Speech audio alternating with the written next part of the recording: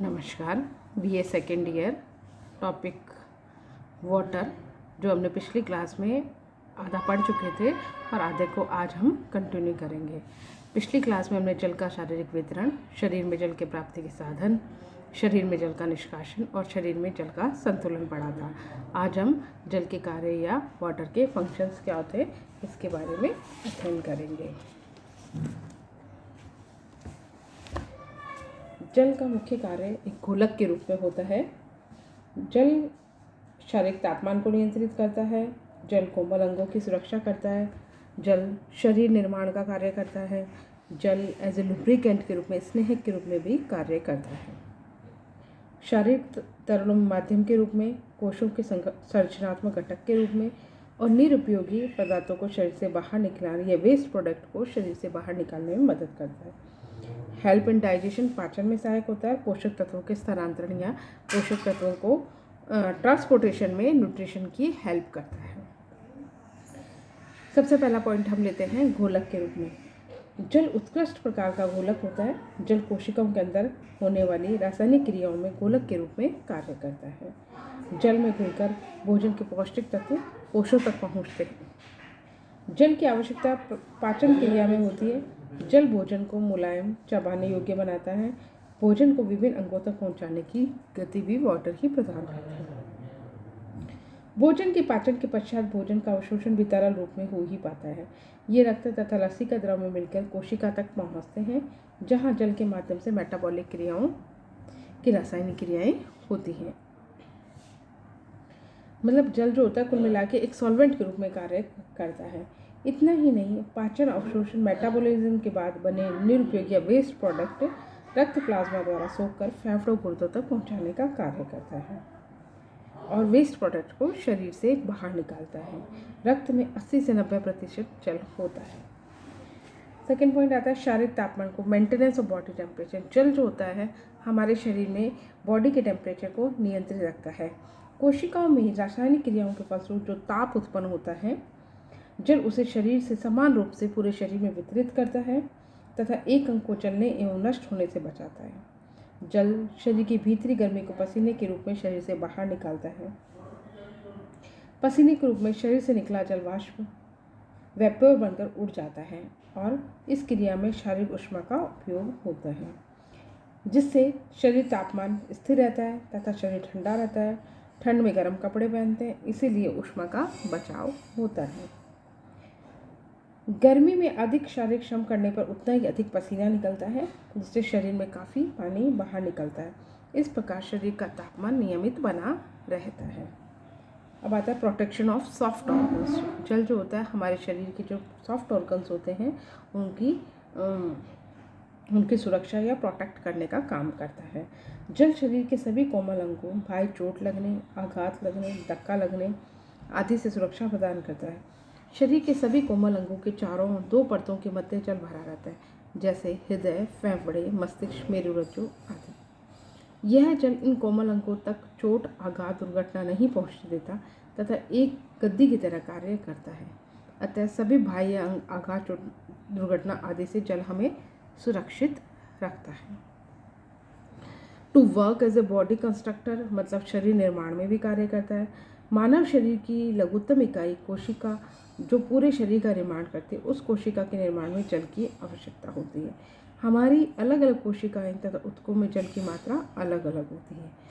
वे अंग जहाँ मेटाबॉलिज्म अधिक होता है, जो अंग अधिक क्रियाशील होते हैं, वहाँ जल में जल की अधिक आवश्यकता होती है, और जो अंग कम क्रियाशील होते हैं वहाँ पर वाटर की आवश्यकता कम होती है।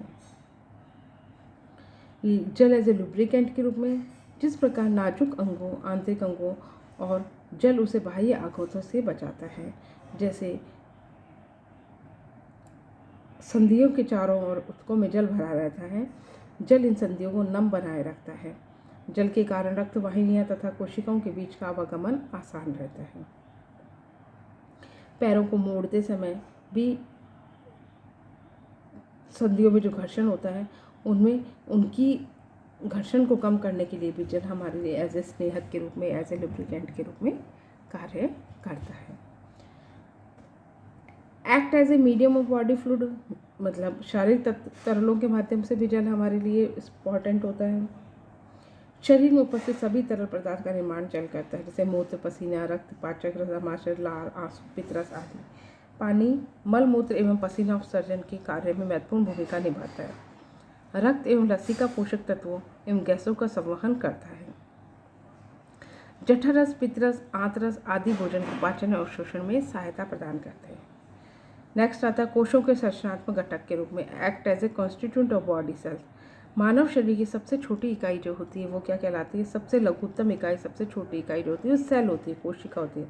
कोशिका के निर्माण में भी जल की सहायता करता है।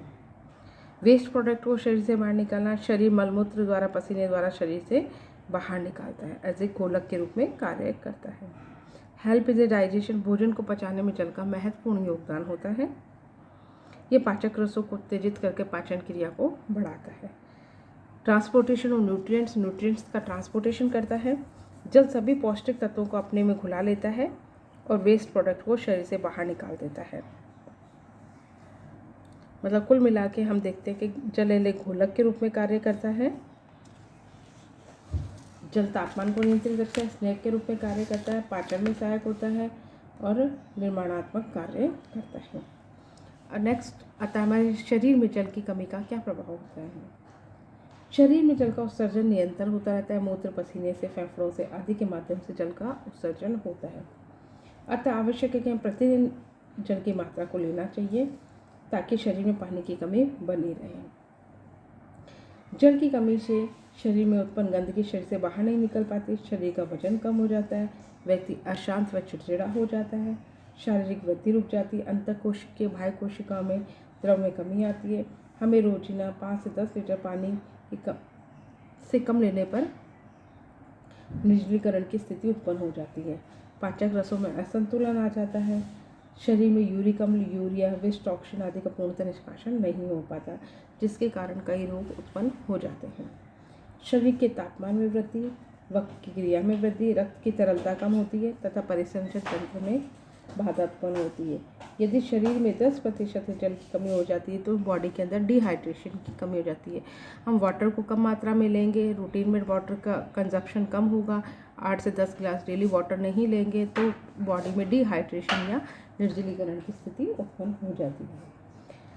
अब आता है ये तो लॉस ऑफ वाटर, मतलब कम बॉडी में जब कम मात्रा में पानी लिया जाता है तो हमारे शरीर में क्या क्या सिम्टम्स नज़र आते हैं और क्या क्या कमी होती है।